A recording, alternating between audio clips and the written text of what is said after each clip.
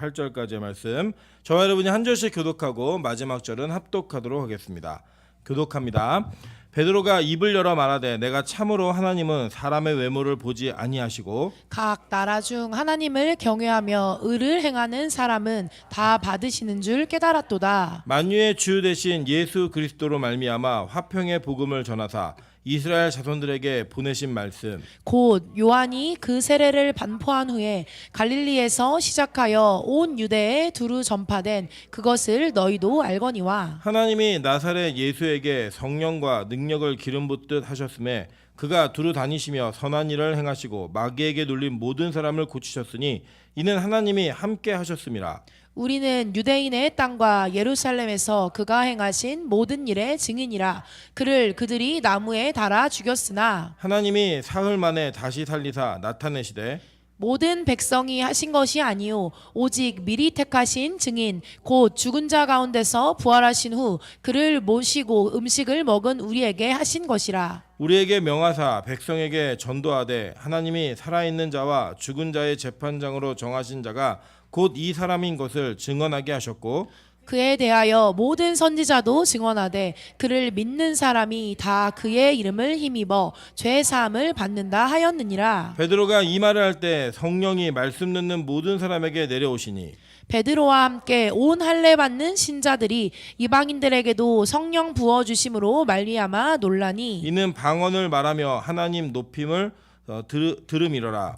이에 베드로가 이르되 이 사람이 우리와 같이 성령을 받았으니 누가 능히 물로 세례 받음을 금하리요 하고, 합독합니다. 명하여 예수 그리스도의 이름으로 세례를 베풀라 하니라. 그들이 베드로에게 며칠 더 머물기를 청하니라. 아멘. 이거 개역 개정판인 것 같아요. 좀 바꿔주세요. 아니에요? 맞아요? 아, 네네. 제가 잘못된 것 같은데. 어쨌든 우리 옆 사람에게 이렇게 한번 인사하도록 하겠습니다. 당신 때문에 시원해진 것 같습니다. 네, 어제 날씨에 비하면 오늘 상당히 좀 시원한 것 같죠? 예, 태풍이 좀 올라오고 있는 것 같습니다. 아까 제가 이제 교제하는 목사님하고 통화하다 보니까 대전이신데 거기 비가 좀 오기 시작했다고 얘기를 하시더라고요. 그래서 아마 이렇게 쭉 올라오는 것 같아요. 다행히 다음 주 저희 수련회 기간 동안에는 또 태풍이 또 나가는 것 같습니다. 그래서 하나님께서 우리 좋은 날짜를 주시고 또 좋은 환경을 허락해 주셔서 좋은 수련회가 될 수 있게 해달라고 기도하는 마음으로 동참하셨으면 좋겠습니다. 네, 오늘은 사도행전 10장 34절부터 48절까지의 말씀을 가지고 야 너도 라는 제목으로 하나님 말씀 증거하도록 하겠습니다. 이 제목은 여기 패러디한 거거든요. 우리 영어 교육 프로그램 중에 야 나도라는 프로그램이 있습니다. 그래서 이제 너도 하고 나도 하고 다 이렇게 한다는 이런 어떤 그 내용들을 담고 있는 건데, 오늘 본문의 내용을 통해서 이 하나님의 교회가 어떻게 확장되는지, 그리고 또 교회 확장 속에 어떤 말씀이 그들에게 역사되었고 일하셨는지를 한번 살펴보고 그 동일한 역사가 우리 빛과 소금에도 일어나기를 주님으로 축원합니다.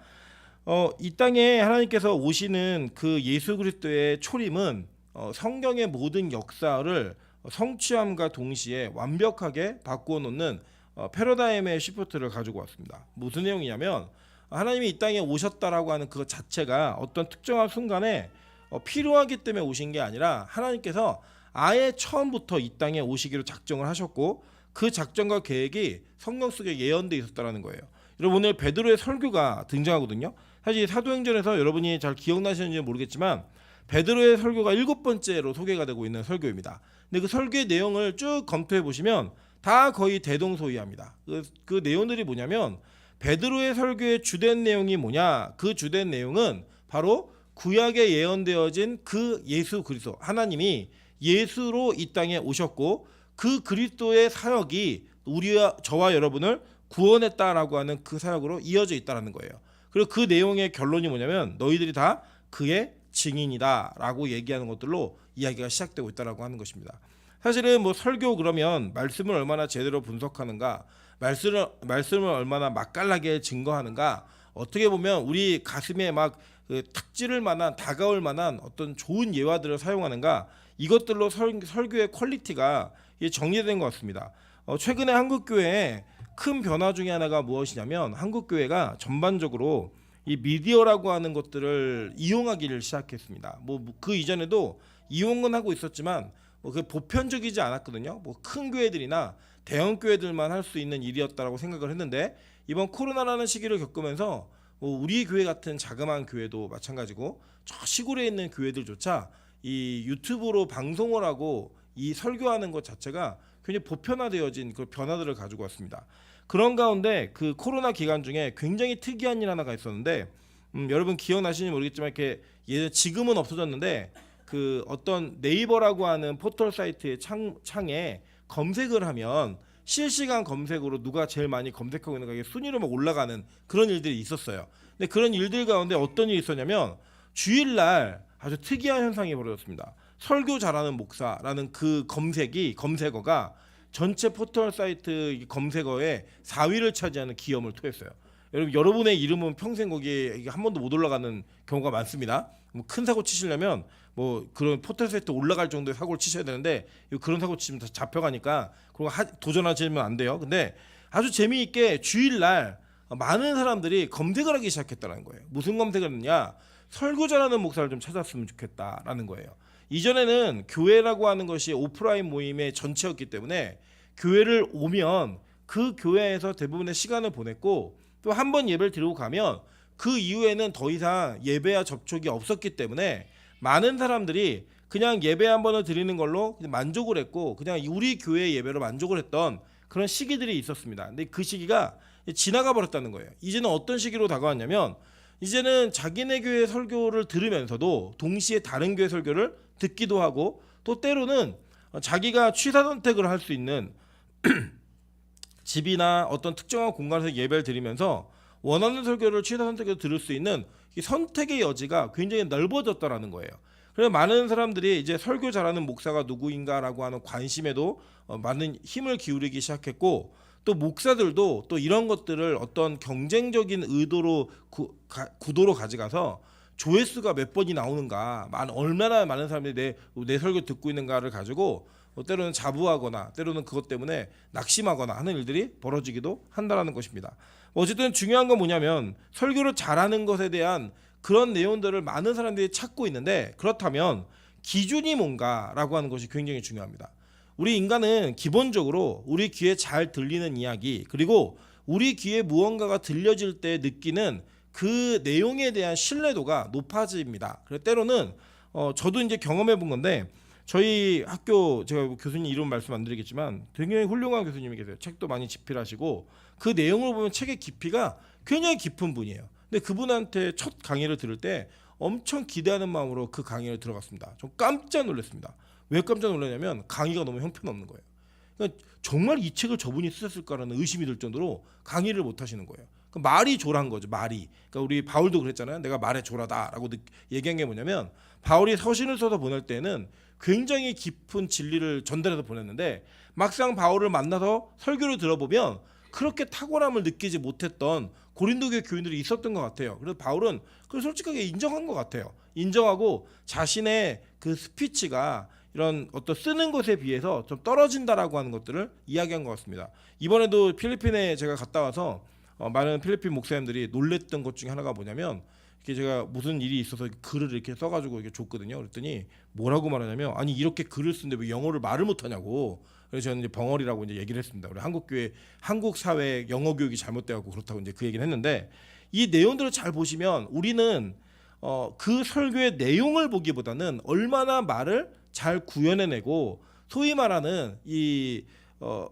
스피치 자체가 좋은가를 가지고 설교를 잘하느냐 못하느냐 이런 것들을 판단한다라고 하는 것입니다. 그런 관점으로 볼 때 베드로의 설교, 베드로가 가지고 있던 설교는 우리에게 육성으로 남아있는 게 아니라 글로 남아있는 내용이기 때문에 우리는 조금 더 베드로의 설교 자체가 가지고 있는 그 장점과 내용들을 정확하게 이해할 수 있고 또 그의 어떤 스피치의 능력과는 상관없이 그 설교의 내용 자체가 무슨 설교를 했고 그 설교가 모범적인 설교라고 하는 것을 우리가 이해하면서 이 설교를 좀 분석해야 될 필요성이 있다는 거예요. 제가 지금 말씀드린 내용의 결론은 뭐냐면 저는 우리 빛가고 소금교회 성도님들께서 다른 교회 설교를 듣거나 다른 목사님들 설교를 듣는 것을 절대 반대하지 않습니다. 들으셔도 돼요. 괜찮습니다. 그런데 중요한 건 뭐냐면 여러분이 어디를 가서 누군가의 설교를 듣는다 할지라도 정확하고 분명한 좋은 설교를 들으셔야 된다는 거예요. 근데 그 좋은 설교를 들을 수 있는 판단의 기준 그 기준이 무엇인가? 성경은 우리에게 초대교회 때 베드로의 설교를 기준으로 하여서 베드로가 설교했던 내용들을 통해 진짜로 복음 속에 전해져야 되는 내용이 무엇인가를 소개해주고 있는 거예요. 특별히 오늘 이 설교는 누가 듣고 있는 거냐면 고넬료의 집에서 성령의 이끄심을 따라 초대받은 베드로와 성령의 이끄심에 따라 초대한 고넬료가 함께 성령과 성령의 만남으로 이 내용들이 이루어지고 있다는 것을 우리가 기억할 때 이 설교는 누가 주관하신 거예요? 성령께서 주관하고 계신 설교라는 거예요. 그렇기 때문에 이 설교의 내용을 기준으로 해서 우리는 지금 이 시대에 어떤 설교자가 설교를 할 때 제대로 설교를 하고 있는 것인가, 내가 누군가의 설교를 들을 때 정말 올바른 설교를 듣고 있는 것인가를 판단할 수 있는 판별식을 가질 수 있다라고 하는 것, 이것을 여러분 기준하여서 이 내용들 한번 보도록 하겠습니다. 먼저는 제가 총체적인 내용들을 좀 정리해드리면 이렇게 좀 정리할 수 있을 것 같아요. 여러분 제가 간지에다가 우리 지난 시간에 도표를 하나 그려드렸는데 첫 번째 그 간지에 보시면 첫 번째 시작을 창조로 규정했고 그리고 마지막을 종말로 규정했습니다. 보이시죠? 네, 그리고 가운데 이제 예수님이 오신 시간을 우리는 보통 AD 1년이라고 보통 알고 계실 거예요. 그죠? 근데 사실은 이게 좀 그 신학자가 잘못 계산해가지고 원래 정식으로는 BC 4년이 맞습니다. 제가 볼 때 역사서를 다 보면 진짜 공부하신 분들은 BC 4년이 맞다고 이야기해요. 그러면 예수님이 돌아가신 연도는 몇 년인가? 몇 년일까요, 여러분? AD 33년이 확실해요. 왜냐면 그거는 이제 컴퓨터로 돌려보면 돼요. 어떻게 돌려보면 수식을 넣어가지고 유대력을 기준으로 해서 6월절이 금요일이고 안식 후 첫날이 주일이 되는 그 연도를 예수님 그 시기에 딱 돌려보면 아시죠? 그 유대력은 원력이에요. 그래서 그것도 돌려보면 그 내용을 기준으로 했을 때 AD 33년이 맞아요. 그러니까 예수님이 몇 살에 돌아가신 거예요, 그러면? 네? AD 1년으로 계산해야 33세인데 AD 1년으로 계산하면 이제 제가 아까 말씀드린 좀 틀리다고 얘기했죠. BC 4년으로 계산하면 예수님이 몇 살이 많아지는 거예요? 4살이 좀 많아지시는 거죠. 그러니까 이제 37세 정도에 돌아가셨다고 보는 게 역사적인 사료로는 맞는 것 같아요. 이제 뭐 이건 논란의 여지가 있지만 제가 이제 말씀드리는 거는 제 개인의 어떤 의견을 갖고 말씀드리는 게 아니라 신학계에서 주로 얘기하고 있는 주류의 이야기들을 말씀을 드리는 겁니다. 그런 과정으로 본다면 예수님이 오시는 그 시기를 기준으로 하여서 우리는 성경을 구약과 신약으로 나누고 있다는 거예요. 여러분 그런데 한번 제가 질문을 좀 던져볼게요. 그러면 우리 신약의 백성들, 우리가 신약의 백성들이잖아요. 신약의 성도들은 뭘 믿고 구원받죠? 예수 그리스도를 믿고 구원받는다는 거예요. 이거는 뭐 불변의 진리입니다. 그러니까 이거를 부정하거나 다른 예수를 제시하면 다 이단이에요. 그러니까 예수님을 믿고 구원받는다고 하는 사실은 신약을 사는 성도들에게 진짜 교회들에게는 보편적으로 공통 분모가 될 수 있을 만한 동의가 되죠. 그죠? 예수 믿고 구원받는다. 이것은 너무나 중요한 사실입니다. 그런데 이것보다 더 중요한 것은 무엇이냐면 이 구약의 성도들은 그럼 뭘 믿고 구원받았겠는가요? 구약의 성도들은 뭘 믿고 구원받았을까요?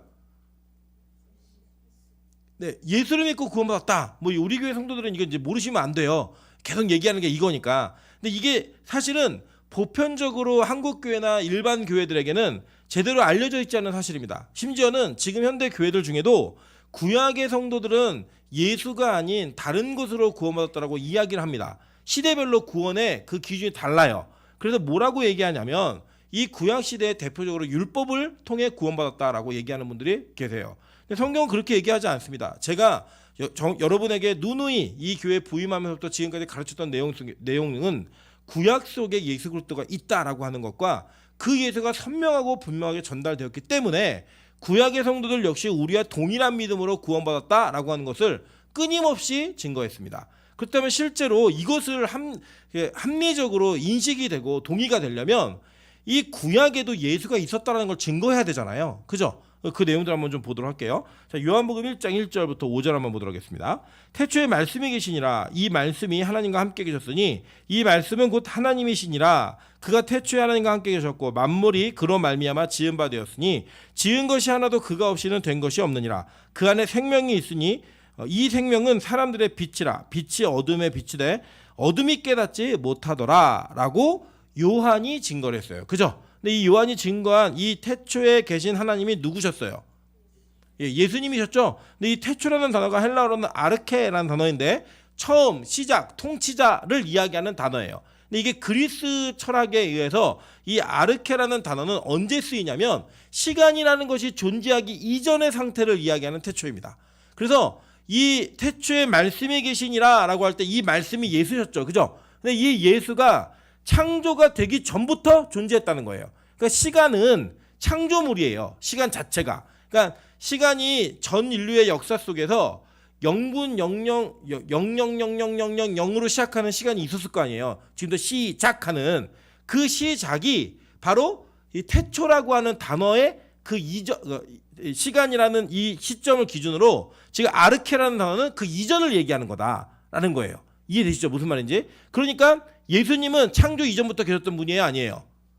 이전부터 계셨던 분이에요. 성경이 이걸 분명히 증거하고 있다는 거예요. 실제로 창세기 1장 1절에 뭐라고 말하냐면 태초에 하나님의 천지를 창조하시니라 라고 얘기할 때 이 태초는 히브리어로 베레시트라는 단어인데 이 단어가 똑같이 태초 시작 처음인데 한글로는 똑같아요. 한글로는. 그런데 영어로도 똑같은데 이게 헬라어 히브리어는 완전히 다른 단어예요.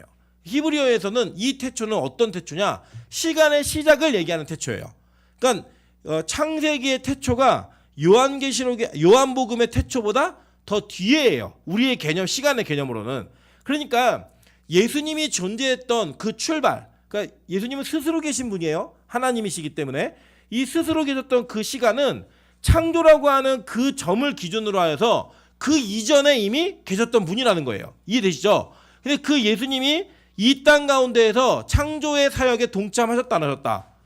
하셨다라고 성경은 분명히 이야기하고 있는 거예요. 그러니까 예수님은 창조주이신 거예요. 그러니까 예수님이 이 땅에 오셔서 초림하셔서 인간의 육신을 입으시고 인간이 되셔서 완전하게 인간과 살았던 시간은 분명히 존재하지만 그 이전에 선재하셨던 예수 그리스도는 태초에 천지를 창조하신 하나님이시라는 겁니다.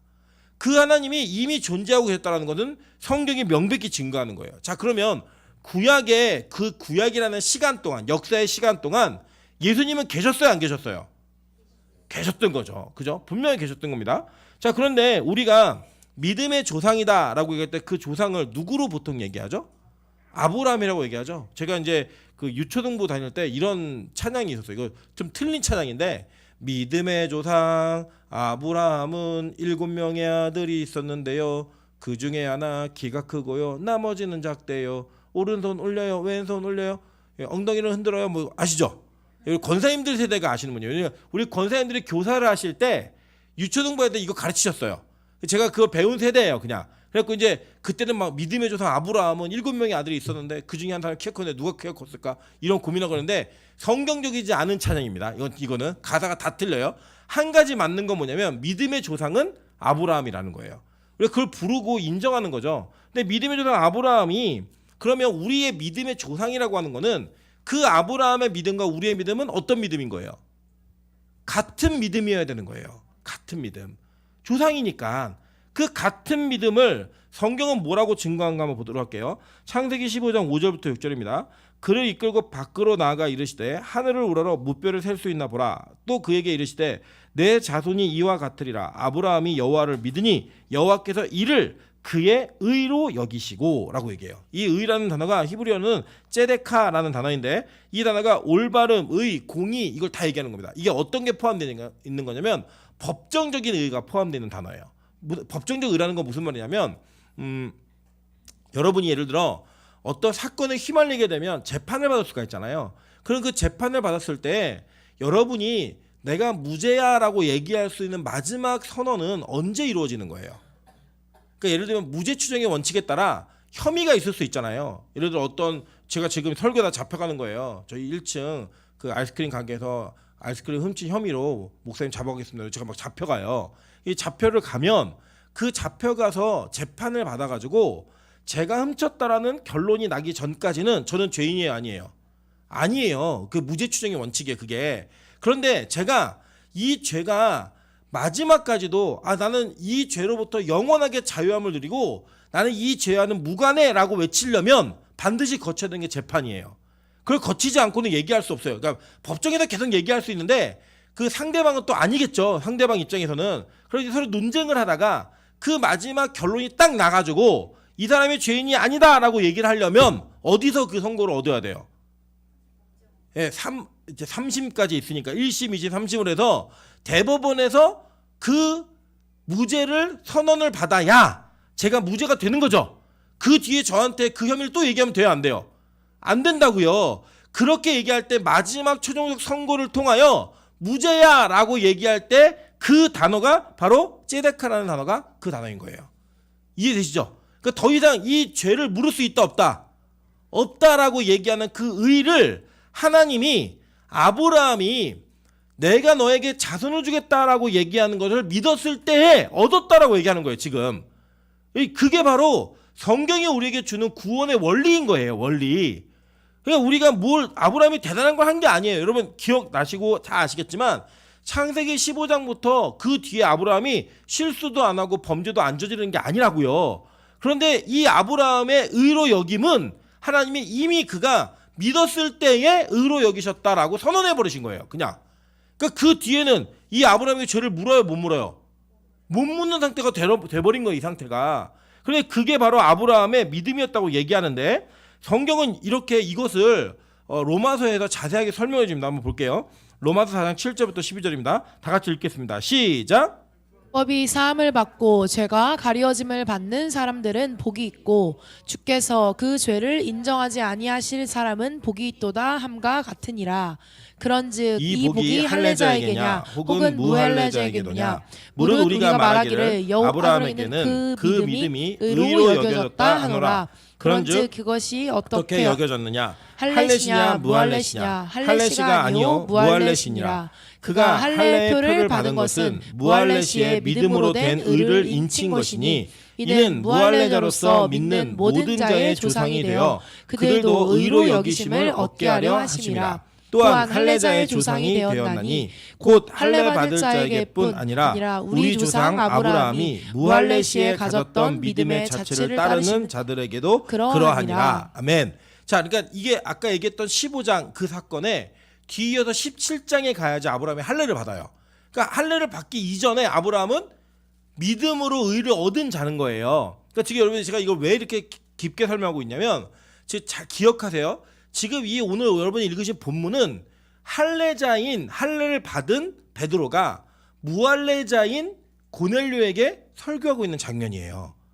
이해되시죠? 무슨 말인지. 그러니까 그래서 지금 이걸 깊게 보는 거예요. 우리가 지금 바울이 로마서에서 뭐라고 얘기하냐면 야 너희들의 조상이 믿음의 조상이 아브라함인데 아브라함이 의롭다라고 인침을 받은 게 할례를 받고야 아니야 묻는 거예요.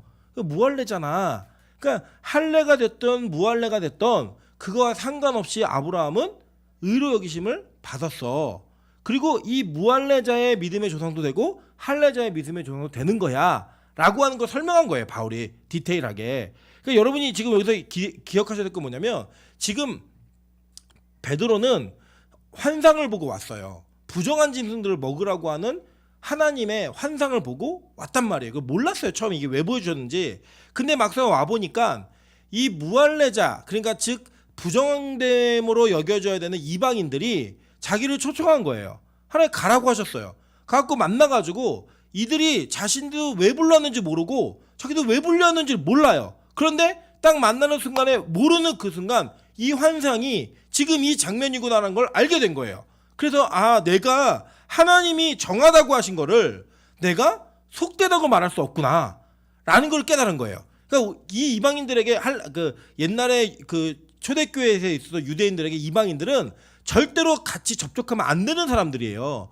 그들과 접촉하면 부정된 사람들이 됐다고요. 그런데 오늘 이 말씀 속에서 베드로가 하나님께서 그 부정한 자들을 거룩하게 바꾸시고 베드로에게 접붙여서 기독교, 즉 예수 그리스도 안으로 들어오는 통로를 여시는 걸 본 거예요. 여러분 이게 왜 중요하냐면요. 교회가 하나님의 교회가 여러분 우리가 이방인이잖아요. 원래 이 복음의 기준으로 봤을 때는 성경적 기준으로 볼 때 우리 다 이방인이라고요. 그런데 교회 안에 믿는 자들이 자꾸 교회 안에서만 있다 보니까 교회 밖에 있는 자들, 즉 아직 믿음이 없는 이방인 같은 자들이 교회 안에 접붙임하며 들어올 때 우리 안에 그것에 대한 거부감들이 있단 말이에요. 교회에 그러면 교회 가지고 있는 이미지가 있잖아요. 기존의 이미지. 우리 교회가 지켜왔던 전통들이 있고 우리 교회 가지고 있었던 여러 가지들이 있는데 그걸 깨지 않으면 이들은 못 들어와요. 그러니까 하나님이 교회의 머리되었던 베드로에게 이걸 깨뜨리고 박살내는 일을 하시는 거예요. 그러면서 얘기하는 게 뭐냐면 야 너희들이 할례를 받았을 때 의롭다고 여겼니? 아니잖아. 믿음의 조상조차도 무할례시에 하나님의 의로 말미암아 의롭다고 인침을 받은 자들이야. 그러니까 너희들도 깨끗지 않은 상태에서 구원받은 존재인데 네가 어떻게 그 무할례자들이 할례를 받지 않았다. 즉 율법을 지키지 않고 있다라고 해서 그들이 부정하다고 얘기하고 그들이 교회 안에 들어올 수 없다라고 말할 수 있니? 라고 묻는 거예요. 여러분 지금 이게 참 어려운 이야기, 이게 쉬운 이야기 같지만 우리 상황에는 어려운 이야기가 되어버렸어요. 우리 상황에는. 왜냐면요 신앙생활을 오래 하다 보면 저도 그런데 제가 이제 고등학교 친구들까지는 친구들이 뭐 그때는 학교에서 그냥 뭉터기로 몰아놓으니까 신분에 상관없이 뭐 나이는 같죠. 뭐 가정 형편과 종교에 상관없이 막 모여 있었잖아요. 그러니까 고등학교 친구들 중에는 뭐 술 먹는 애, 담배 피는 애, 뭐 안 믿는 애, 뭐 별의별 애들이 다 있다고요. 다 있는데 저도 이제 대학교를 들어가고 오랫동안에 이 신학을 하고 신앙생활하면서 쭉 살다 오다 보니까 제 주변에 연락처를 쭉 뒤져보면 안 믿는 친구들이 거의 없어요. 다 믿는 사람들만 남았어요. 그러다 보니까 요 안에서만 교제하고 요 안에서만 살다 보니까 안 믿는 사람들과의 접촉점이 굉장히 그것이 어려움으로만 다가오는 거예요. 무슨 말이냐면 예를 들어 안 믿는 사람들과 시간을 보내고 오면 내가 영적으로 굉장히 혼탁해졌다라는 어떤 그런 느낌을 받는 그런 일들이 있고 교회 안에 들어올 때는 우리가 볼 때 좀 정상적이고 상식적이고 믿음의 기준으로 봤을 때 괜찮은 사람들이 들어와야 마음이 좀 편해요. 안 그런 사람들이 들어오면 불편한 거예요. 이게 접촉점 자체가. 근데 이게 저만의 문제일까요? 아닐 수 있다는 거예요. 우리 여러분들도 저보다 훨씬 더 많은 시간 동안에 세상이라고 하는 것을 접하고 거기에 접점을 갖고 계세요. 하루에 만나는 분들이 얼마나 많은 분들이 예수 믿는 분들이에요? 여러분 대부분이 예수 안 믿는 분들을 많이 만날 때가 훨씬 더 많잖아요. 그 시간이. 근데 그 시간에 우리가 그들을 어떤 눈과 시각으로 바라볼 수 있는가를 결정하지 않으시면 여러분이 지금 베드로처럼 하나님의 그 계시와 뜻을 깨닫지 못하고 사람들을 만나며 정죄하고 판단할 만한 여지가 우리 안에 충분히 있다는 거예요. 마치 거기는 잘못된 것처럼 그 세상은 나쁜 세상인 것처럼 그렇게 여길 수 있다는 거예요. 아니에요. 성경은 그렇게 얘기하잖아요. 성경은요 하나님께서 우리를 세상 속으로 던져버리셨어요. 그리고 그 세상 속에서 우리는 어떻게 살아가는 거냐면 그들과 혼합되어 살아가는 존재가 아니라 그들 속에서 그리스도의 정결함과 그리스도의 온전함을 나타내며 사는 존재로 하나님 우리 세우신 거예요. 그리고 우리는 그들 속에서 아직 그 뜻과 계획이 되지 않아 그들의 때가 되지 않아 부르심을 받지 못한 하나님의 잠재적 성도들에게 그 길을 여는 통로로 부르심을 받은 존재들인 거예요. 여러분 명심하십시오. 여러분처럼 오랫동안의 신앙생활을 하시다가 천국 가시는 분들도 계시고요. 예수님의 오른편 강도처럼 죽기 직전에 예수 믿고 구원받는 사람도 있어요. 그러니 여러분 잘 기억하셔야 될 거 천국 가면 우리 똑같은 존재들이에요. 거기 가서 또 등급이 나눠주고 이런 게 아니라 똑같은 존재라고요. 그냥 하나님의 때가 저와 여러분은 모태신앙이라든지 아니면은 좀 일찍 부르셔서 우리를 구원하신 것이고 그들은 하나님의 때가 조금 늦었을 뿐이에요. 우리 시각으로 볼 때. 근데 하나님 볼 때는 최적의 타이밍. 그때 부르신 거예요. 그러니까 그 관계 속에 이루어지는 일들이 있는데 지금 그들의 믿음도 너희들이 가지고 있는 신앙생활을 못 따라온다 할지라도 그들을 부르신 하나님의 부르심이 있다면 그 의는 우리의 의와 동일한 의라는 거예요. 이건 명백합니다. 자 보세요. 갈라디아서 3장 16절에서 바울이 이 사건에 각주를 달아줘요. 이 약속들은 이 약속의 헬라어로는 에반겔리아라고 얘기하는데 이게 서약, 약속 이런 거예요. 서약은 뭐냐면 변하지 않는 그런 약속이에요. 아브라함과 그 자손에게 말씀하신 것인데 여럿을 가리켜 그 자손들이라 하지 아니하시고 오직 한 사람을 가리켜 내 자손이라 하셨으니 곧 그리스도라라고 얘기하는 거예요.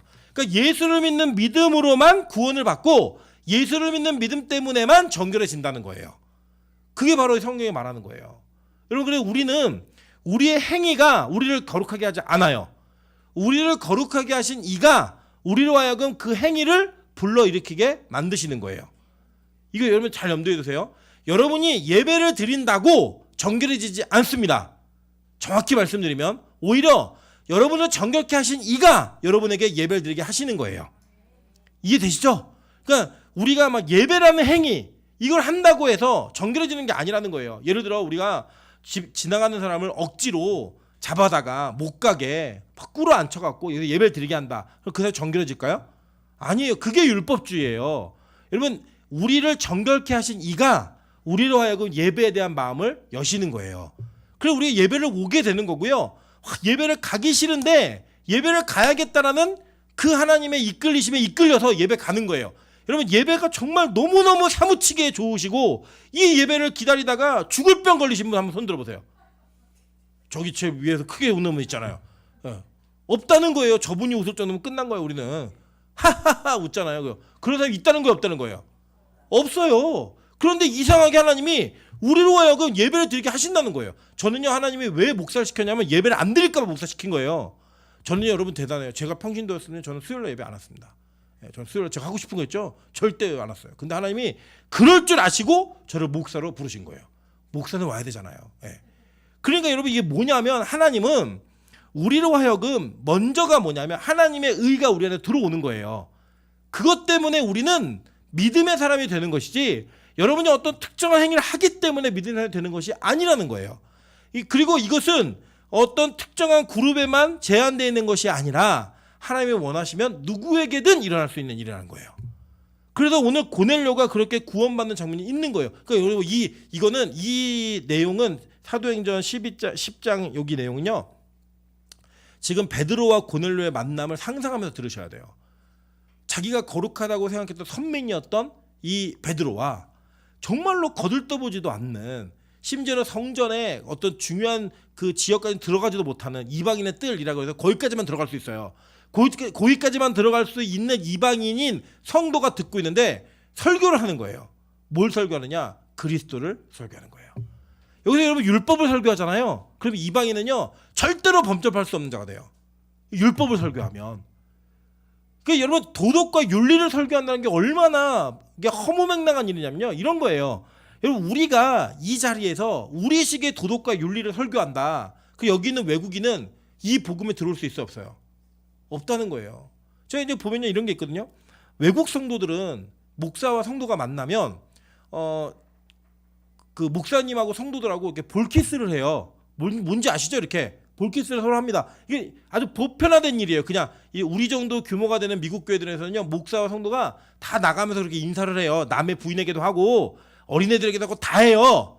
다 하는데 만약에 우리 교회가 그걸 했다. 제가 지금 딱 끝나고 서가지고 막 나가는 분들에게 다 우리 볼키스를 하는 거예요. 다 권사님들에게도 하고 막 다 한다. 그럼 우리 교회 어떻게 되죠? 신문에 나겠죠. 일면에 그죠? 검색어 1위 올라갈 수 있을 거예요. 계속 그런 인사를 하면 이 우리 문화에 맞아요, 안 맞아요? 안 맞잖아요. 근데 성경이 뭐라고 하냐면 너희 거룩함으로 서로 입맞춤하라고 얘기했거든요. 그거는 지금 어느 문화에 맞는 거예요? 서양의 문화에 이 로마 시대 때 맞았던 문화인 거예요. 우리 문화에 맞아요, 안 맞아요?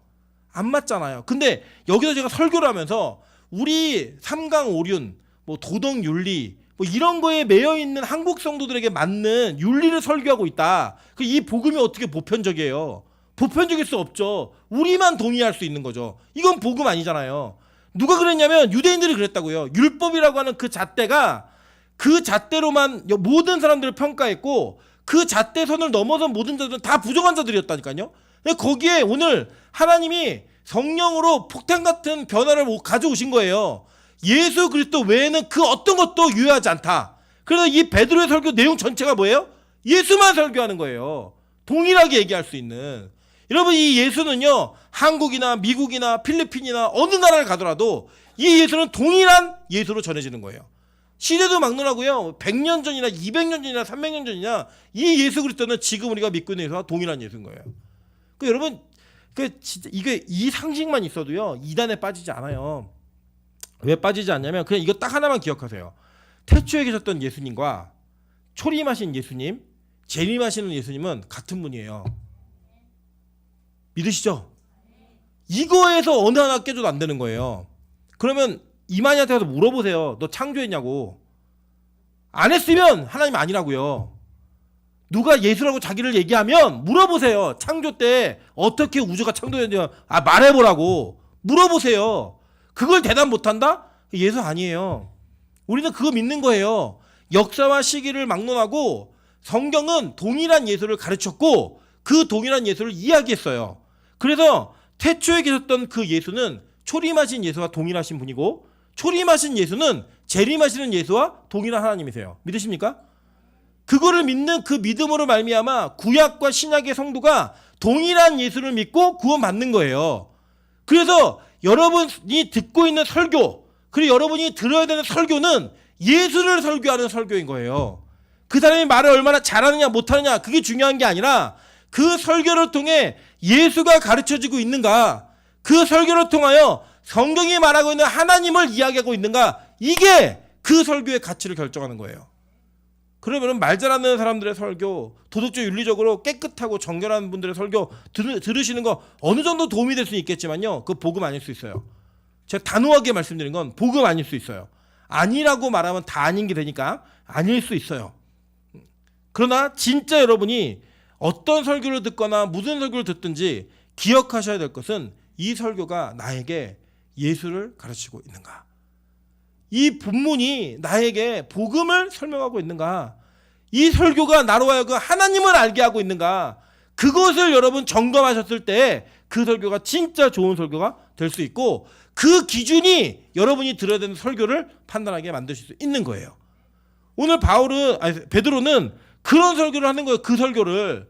이 설교를 할 때 어떤 일이 벌어져요? 우리 44절 보겠습니다. 베드로가 이 말을 할 때 성령이 말씀 듣는 모든 사람에게 내려오시니, 이거예요. 성령의 임재가 나타나는 거예요. 임재가. 진짜 예수가 전해지니까요, 그 전달되어지는 그 상황 속에 뭐가 임재예요? 성령의 임재가 나타나는 거예요. 하늘로부터 불이 내려오는 거예요. 여러분, 그래서요, 하나님의 임재가 있는 예배가 있어야 됩니다. 이것 때문에 기도하셔야 돼요. 여러분, 빛가서공 교회에 저는 하나님의 임재가 있는 그 예배가 있기를 소망합니다. 그 예배가 끊어지지 않는 교회가 되기를 소망합니다. 그리고 여러분, 적어도 우리가 이렇잖아요. 동물원을 가서도요, 동물원에 이번에 제가 찬솔 데리고 동물원에 갔는데, 동물원에 갔더니 호랑이가 저희가 뭐죠? 사파리 차를 버스를 타고 있는데 그 앞을 사자가 지나가는 거예요. 지나가니까 이 살아있는 사자가 이 앞으로도 지나가니까 너무 감동적인 거예요. 근데 재수가 없는 분들은 갔는데 사자 호랑이가 하루 종일 누워있는 것만 보다 오는 거예요. 여러분, 그럼 뭐라 그러냐면 이거는 뭐 왔는데 뭐 반응도 안 하고 맨날 누워만 있어요. 여러분, 재미가 있겠어요? 감동이 없잖아요. 살아있는데 살아있지 않은 것 같은 그런 동물원을 구경하고 오시면 이게 뭐지? 이런 느낌 안 드시겠어요? 여러분, 근데 교회가 그럴 수 있다는 거예요.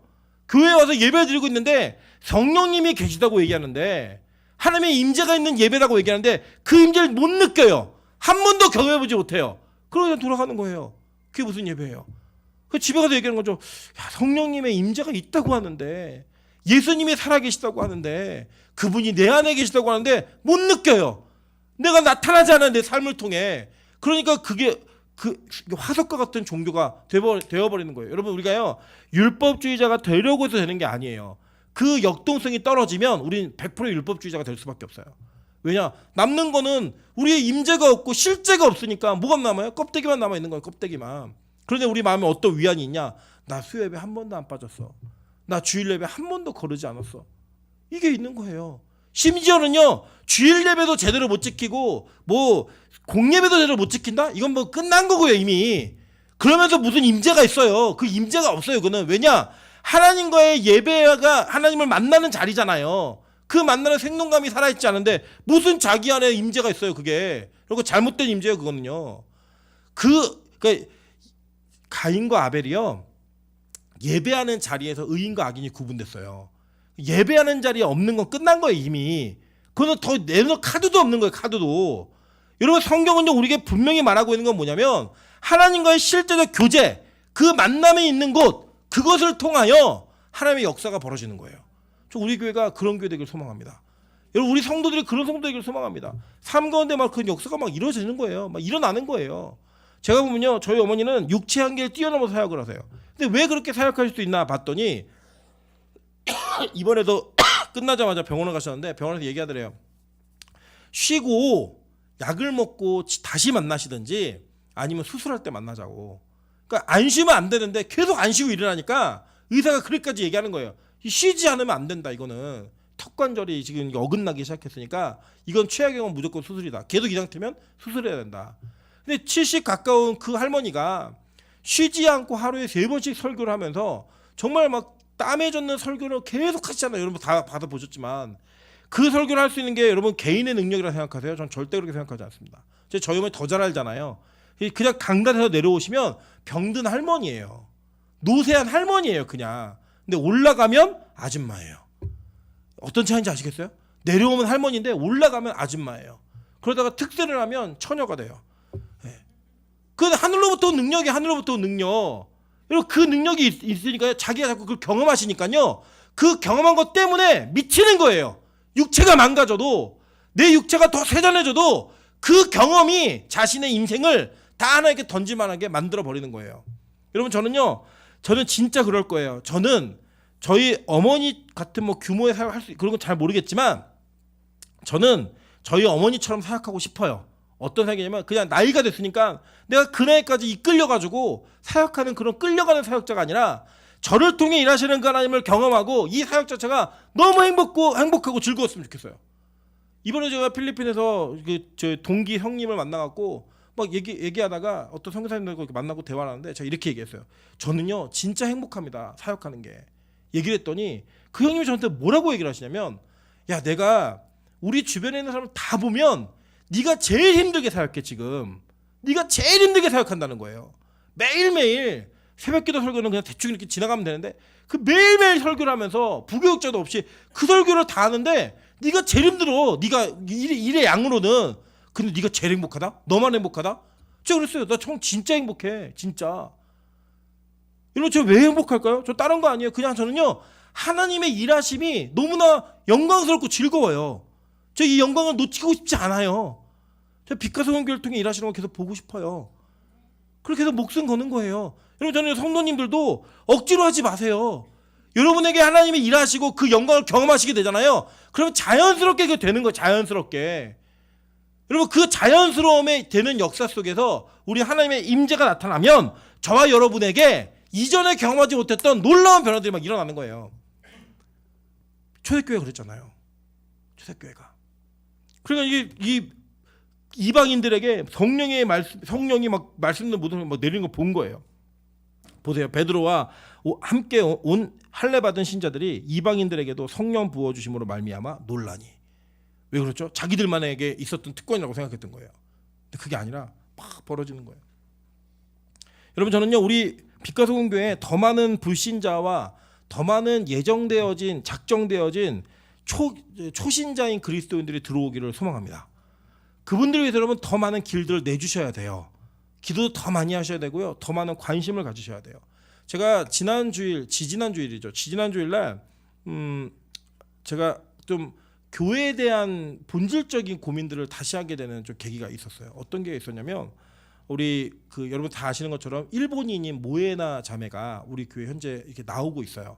나오고 있는데 모에나 자매가 저한테 전달한 의사가 뭐였냐면 자기 교회 오기가 너무 미안하다는 거예요. 왜 미안한가라고 들어봤더니 자기는 하나님을 믿지 않고 신앙심이 없대요. 그런데 교회만 오면 이것저것 챙겨주고 너무 잘해주시니까 자기 너무 미안하다는 거예요. 그 일본인들 특유의 그게 있잖아요. 남에게 패 끼치는 거 너무 싫어하고 그 패 끼치는 것 자체를 굉장히 그렇게 자기 본인에게 이렇게 굉장히 이렇게 본인이 못 견디는 그런 수치감을 느끼는 그런 게 좀 있거든요. 일본인 문화적 정서상. 그런 모습 속에서 교회를 계속 나오는 게 너무 미안하다는 얘기를 남편한테 계속 하나 봐요. 그래서 제가 그랬어요.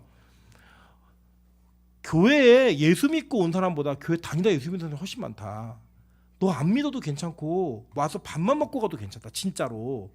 내가 그래서 우리 평일날 우리 민전 지사가 고기를 시키는 날에 부를게. 그냥 고기만 먹고 가 집에. 예배 안 드려도 괜찮아. 저는 진심이었어요. 그랬더니 그 얘기를 듣더니 모녀자매가 눈물이 그렁그렁한 거예요. 이번에는 이제 일본에서 결혼식을 하기로 했대요. 둘이 이제 법적으로는 지금 혼인 상태인데 결혼식을 안 했나 봐요. 돈이 많이 들어가 한국에서 못 한다 그래서 제가 그랬어요. 우리 교회에서 해.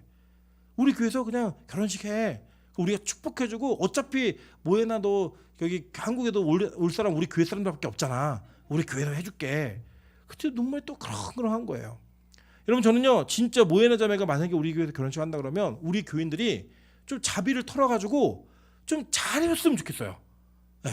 최초로 우리 밥을 얻어먹으라는 결혼식이 아니라 밥을 해주는 결혼식을 해줬으면 좀 좋겠어요. 그러면 그 불신자 하나가 여러분 일본이 얼마나 영적으로 혼탁하냐면 일본의 기독교 인구가 정말 미비하고요. 기독교 교회가 살아남기 정말 힘든 사회적 정서가 있는 나라가 일본이에요. 그 일본에서 한 영혼이 우리가 간 것도 아니고 보내주셨잖아요. 그 영혼에게 복음이 들어갈 수 있다면 우리가 뭘 못할까요? 제가 그 얘기 들으면서 우리 교회가 이거를 미안하지 않게 만드는 교회였으면 좋겠다. 그 너무 자연스러운 거예요. 그냥 자연스러움. 여러분 하늘문 가시면 하늘문도 밥 드시는 거 미안하세요? 아 미안하세요? 안 미안하셔도 돼요. 그분들은 그게 사명이라고 여기고 계신 분들이에요. 이해돼서 무슨 말인지?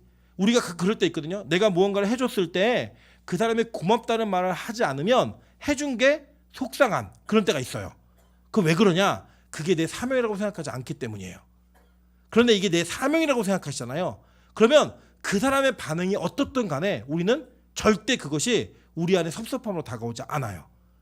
무슨 말인지 이해되세요? 사명이 되면 예를 들어 보세요. 여러분 식당에 가서 식당 주인 아주머니랑 친분관계 때문에 그냥 선의로 서빙을 하는 거예요. 근데 그 서빙할 때 막 진상인 손님들이 와갖고 막 난리를 쳐요. 여러분 열 받아요 안 받아요? 열 받으시죠. 근데 여러분이 사장이에요. 여러분이 그 서빙을 하는데 진상 손님이 왔어요. 여러분 그 진상 손님을 맞이하고 그 사람이 막 이렇게 하면서 그걸 해야지만 된다라는 그 상황 때문에 하잖아요. 속상은 하겠지만 때려치고 나갈 수 있어요 없어요? 없어요. 사명이기 때문에 그 사람과 상관없이 난 여기서 계속 장사를 해야 되는 거예요. 그러니까 이게 내 사명이니까 내 기업이니까 계속 하는 거예요 그거를. 그런데 알바하는 사람은요 열받으면 같이 싸울 수 있어요. 내 사업 아니니까. 뭔 말인지 아세요? 여러분 이게 교회가 가진 사명이에요. 우리가 조금 더 불신자들 예수 안 믿을 것 같은 애들 이런 사람들이 우리 교회 오면 그 사람들을 최선을 다해서 섬겨보자고요. 그러니까 이 사람들이 처음에는 미안하겠죠. 근데 다녀보니까 이 교회는 이게 당연한 교회인 거예요. 너무. 그냥 이 교회는 이게 너무 당연한 문화이구나. 안 믿는 사람이 왔을 때 최선을 다해서 섬기고 그 사람을 존대해주고 존중해주고 하는 모든 것들이 그냥 일반적인 거구나 라고 받아들일 수만 있다면 얼마나 좋겠어요. 저는 우리 교회가 그런 교회 되길 소망합니다. 우리 옆 사람에게 이렇게 한번 권면하겠습니다. 나를 두고 연습해보라고. 네. 그러면 우리 옆에 있는 분들을 섬기는 일들을 먼저 통해서 이런 것들이 일어났으면 좋겠다는 거예요. 여러분 여기 보니까요 이방인들이 막 성령을 받고 막 방언을 하고 막 이러니까요 막 베드로와 함께 온 할례 받은 신자들이 깜짝 놀래요. 할례자들이 놀라는 거예요. 네. 왜요? 안 일어날 줄 알았거든요. 걔네는 그 사람들 이방인들에게는 무할례자들에게는. 근데 그 일이 벌어지는 거예요. 그랬더니 베드로가 여기서 정리를 해버려요. 봐라 성령을 받았지 않냐. 세례를 베푸지 못할 이유가 뭐야? 아무도 말 못해요. 그래서 거기서 세례를 베푸는 거예요. 누구의 이름으로? 예수 그리스도의 이름으로. 그리고 며칠 더 묵었다. 이게 뭐냐면요 그 안에 함께 먹고 자면서 교제한 거예요. 함께 먹고 자면서 그 일이 벌어진 거예요. 여러분 이게 얼마나 충격적인 사건이냐면요 원래 할례자들은 무할례자들과 함께 잠을 자거나 먹을 수가 없어요. 코셔 율법 때문에도 먹을 수도 없고 같이 있을 수가 없다고요. 근데 그 일을 해낸 거예요. 그럼 저는 이 은혜가 우리 빛과 소금교회에 있기를 소망합니다. 우리 그런 거예요. 우리 그런 모예나 같은 자매들이 이렇게 막 오잖아요. 그러면 얘기하세요. 야 너도? 나도 옛날에 그랬어. 여기 솔직히 예수 믿고 교회 오신 분 누가 있으세요? 우리 그냥 교회 다니다 예수 믿은 거잖아요. 심지어 모태신앙이라는 사람들조차도 저도 그랬지만 교회를 다니다가 예수를 믿었지 어떻게 엄마 뱃속에서도 예수를 믿어요. 무슨 호별이하고 하민이가 예수를 믿고 찬이가 예수를 믿어요. 몰라요. 그냥 주여가 뭔지도 모르고 여기서 주여 하는 거예요 그냥. 그런데 그렇게 그 아이들이 그렇게 자라는 문화 속에서 언젠가는 그들이 인격적으로 예수님을 만날 거예요. 그게 예수 믿는 시점이에요. 우리 모두는 다 교회를 다니다가 예수를 믿어요. 그리고 그 예수를 믿는 그 믿음만으로 그 어떤 것도 더 이상 필요하지 않고 모든 것이 만족으로 되어지는 거예요. 다른 거 아무것도 필요 없다니까요. 저 우리 교회가 이거를 인지하고 이 믿음의 기준을 가지고 누구든지 이 교회 오더라도 동일한 기준으로 대할 수 있는 진짜 믿음의 눈을 소유하시기를 주의 이름으로 축원합니다. 그렇게 되었을 때 우리 들어오는 사람이 오는 거야. 야 너도? 옛날에 나도 그랬어. 나도 옛날에 안 믿었는데 그냥 다녔다고, 몸만 다녔다고, 그냥 안 다니면서 교회밥도 많이 얻어먹고 간식도 얻어먹고 막 이랬어. 그랬는데 그렇게 되다가 내가 예수 믿고 나 권사 됐다, 장로 됐다, 나 목사 됐다, 이 얘기 하는 거예요. 그러면서 우리 모두가 다 같이 함께 동일한 예수 그리스도를 믿음으로 말미암아 천국에 입성할 수 있는 우리 천국 백성 되시기를 주님의 이름으로 축원합니다. 그냥 같이 한번 찬양으로 기도하며 나가도록 하겠습니다.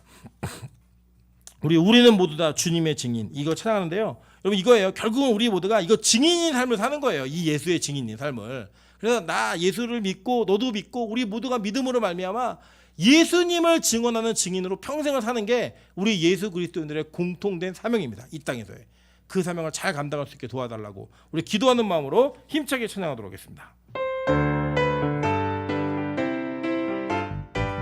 우리는 모두 다 주님의 증인, 땅 끝까지 이르러 주 복음 전하세. 우리는 모두 다 주님의 증인, 땅 끝까지 이르러 주 복음 전하세. 죄인이의 십자가 지신 고난